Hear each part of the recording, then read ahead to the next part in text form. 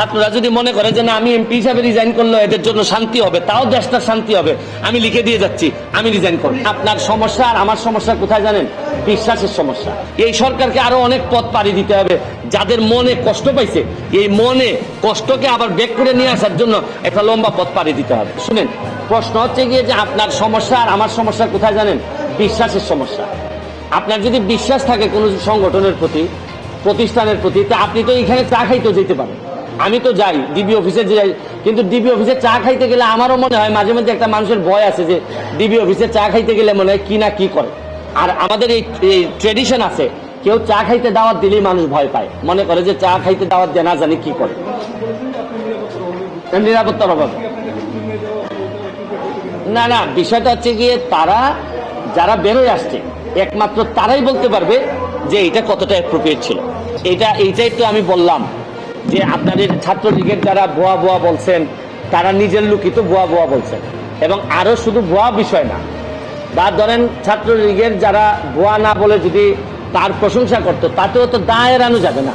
যাদের যাদের দায় আছে, ছাত্রলীগ ভুয়া বলছে এই কারণে যে দায় বাড়ছে তা না, প্রকৃত অর্থে তার যদি এই ব্যর্থতায় কোনো দায় থেকে থাকে বা যাদের আছে, তাদেরকে আমি মাননীয় প্রধানমন্ত্রীকে বলবো এই দেশের স্বার্থে, জনগণের স্বার্থে, এই যারা কোমলমতি ছাত্রদের স্বার্থে, তাদের পরিবারের স্বার্থে, তাদের পরিবারের মানসিক শান্তির স্বার্থে এই কিছু লোককে সরাই দিলে আমার কাছে মনে হয় আন্দোলনটা অনেকাংশে কমে যাবে বলে আমার বিশ্বাস। আর শুধু আন্দোলন কমলেও তো হবে না, এই সরকারকে আরো অনেক পথ পাড়ি দিতে হবে। যাদের মনে কষ্ট পাইছে, এই মনে কষ্টকে আবার বেক করে নিয়ে আসার জন্য একটা লম্বা পথ পাড়ি দিতে হবে।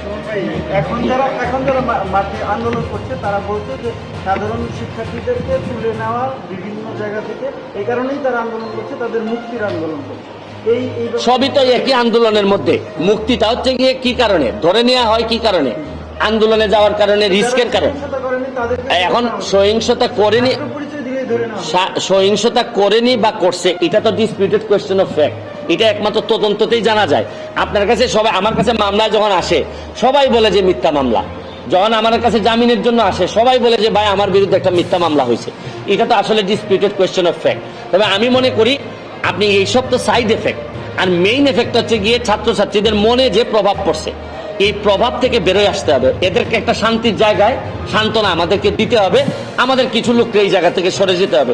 প্রয়োজনে আমি ব্যারিস্টার সুমনের যদি মনে করেন যে এই পরিস্থিতি এরকম হয়, ছাত্ররা যদি মনে করে যে না আমি এমপি হিসাবে রিজাইন করলে এদের জন্য শান্তি হবে, তাও দেশটা শান্তি হবে, আমি লিখে দিয়ে যাচ্ছি আমি রিজাইন করব। পুলিশের আচরণ আরো নমনীয় অবশ্যই হবে।